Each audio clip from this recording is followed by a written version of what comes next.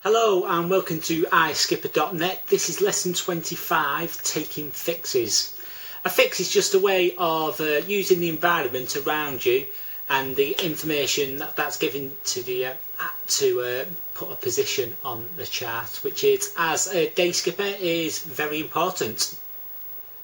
Probably the most simple way of taking a fix is when you pass a charted object. So, for example, if you pass a certain buoy and you're very sure that you know which buoy that is, and then you go past it on the, and then you can look for it on your chart. You can just make your symbol for your fix, write the time, and record the log reading. So here's an example of one of the fixes I took just by passing a charted object. What we've got here is Horse Sand Fort, one of the big forts that you find in the Solent. And I knew I was passing roughly to the south of it, and I was about 100 yards away at the time. So I just popped down below, drew my circle with a little dot in the middle for my fix, and then I recorded the time, and I also recorded the log reading here. So again, this is probably the simplest way of looking for taking a fix. And quite often people use complicated methods of taking fixes, but it's so simple, people often overlook it. Quite often when you're taking fixes, you need to take a bearing towards a charted object, and a useful piece of kit to have in your navigational bag is a hand bearing compass. And what this is, it's a compass inside here. And what we do is look down this prism. I don't think this will come out on the camera, but we'll give it a go anyway. And we line up the two red marks and read off that figure inside there. So what I'll do, whatever the object on the land or at sea is, I'll line that object up with the two red marks and then read off the figure behind there. It can be quite difficult to do sometimes if the boat's rolling around, because the compass is going to move around. So it does have its limitations, but it's also a very useful piece of kit. This next type of fix is using a transit and a bearing. A transit is when you line up 2 points on the land or maybe at sea, and you know when you're got them 2 points lined up that you're on a certain imaginary line.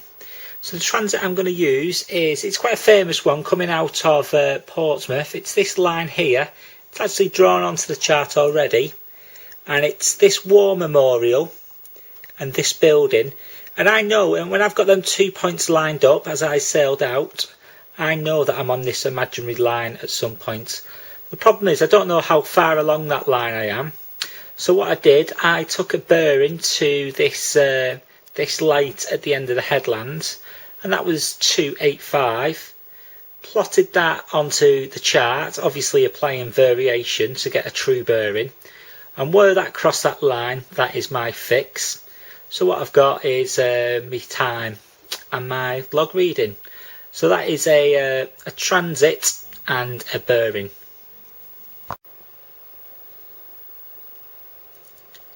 This next type of fix is where we use a bearing and a contour. Again, this is just before Horse Sands, Spit Sands Fort, which is up here. And I use my hand bearing compass, and it's given me a reading of 20 degrees. So what I did then, I applied variation and to change it to a true bearing. And then I plotted that onto my chart. And I've also allowed for the amount of tide. But I also knew that I was on the 10-metre contour at this spot here. So I knew I was on this contour somewhere along here. And then once that contour crossed that 20 degree line, I knew that's where my fix was. So again, I've done my fix there. And this arrow here means it's bearing from. And again, I've recorded my time and my log reading.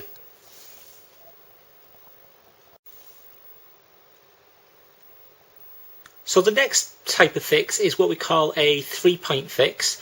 Once again, I've used my hand bearing compass, and I've picked out three 3 points on the chart that I can identify at sea or at land.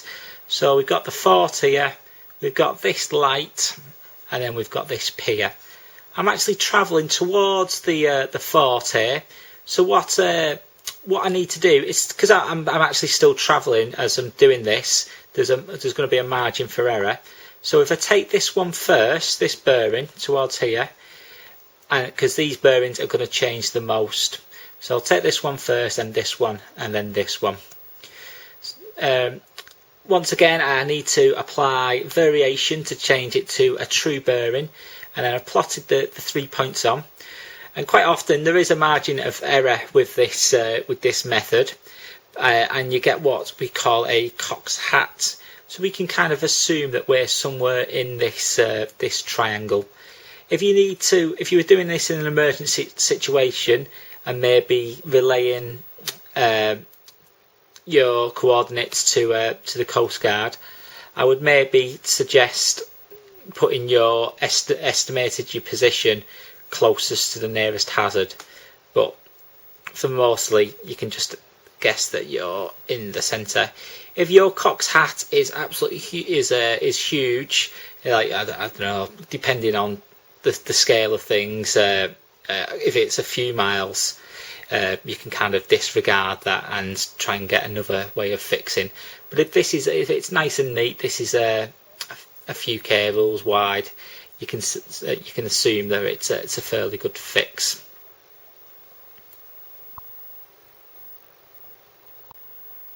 A great way to take a fix is to use your GPS.